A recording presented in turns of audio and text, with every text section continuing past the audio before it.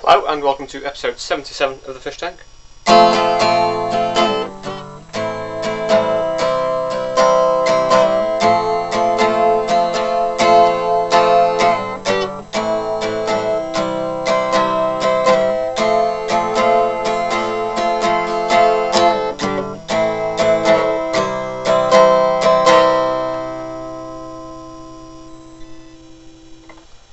That was When You Were Young by the Killers.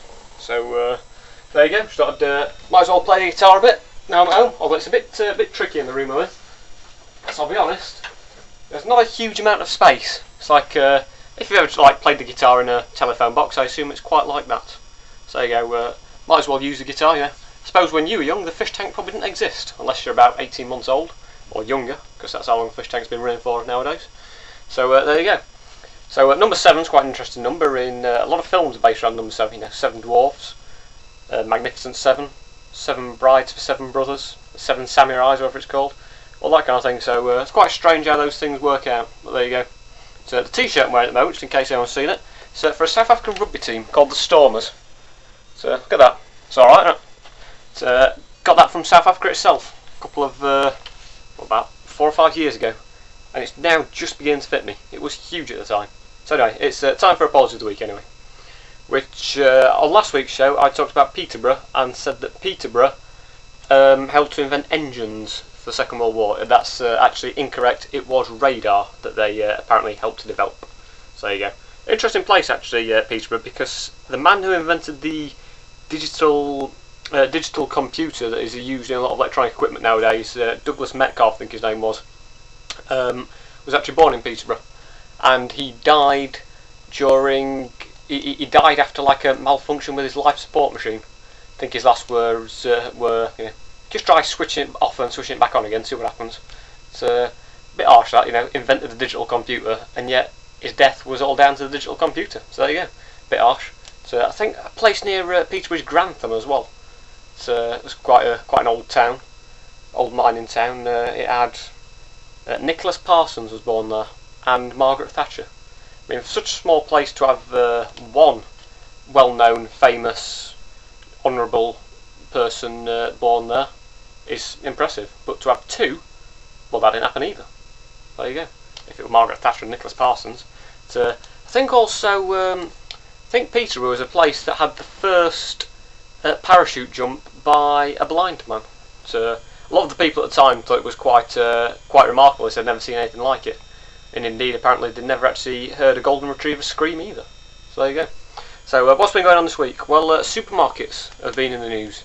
Apparently, the Competition Commission has said that they're going to have to sell off bits of land and redistribute them to, to the competitors. So I always think, you know, Competition Commission, why is there only one of them? Surely, if you're investigating competitions properly, there should be 2 competition commissions, at the very least. It's a bit of a strange thing, but there you go. So what else has been going on this week? On the internet, there's been people, or like a chemist type company, has been selling morning after pills over the internet.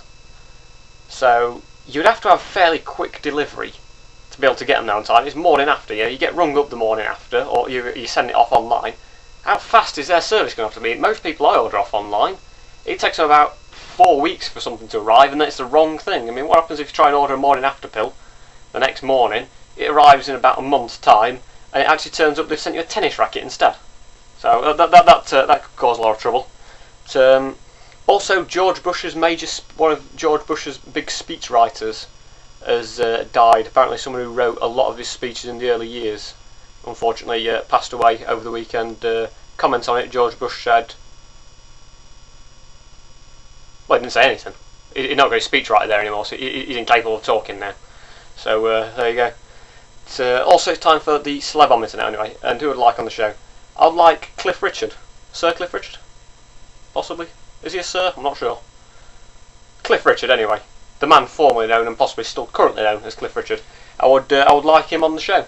Because apparently there's been something in the news about him complaining because a lot of his records that he recorded sort of over 50 years ago, if they're now played on radio, he won't get paid for them.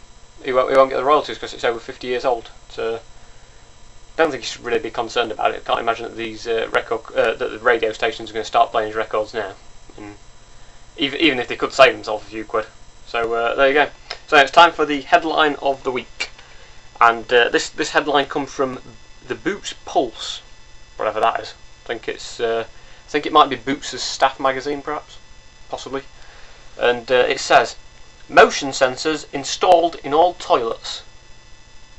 So I'm hoping that when it says motion sensors, it means that it detects the lights go on when it detects people coming into the toilets. It doesn't mean that the lights sort of. It doesn't mean there are sensors detecting when someone has a poo, basically.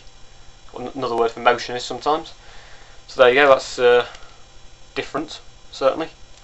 So and also it's time for quote of the week, which comes from a BBC commentator during Euro 2008, and it says, "The electrical storm in Vienna left literally the whole world in the dark." Actually, no, it didn't. I mean, aside from the fact that the Earth rotates, so technically speaking, I think about half of the world is actually in daylight at any one time. And also, there's no major catastrophe, just if we don't know the score in a football match. So there you go. That's commentators for you. He used the word literally again now. Very annoying. So that's all from this week's show.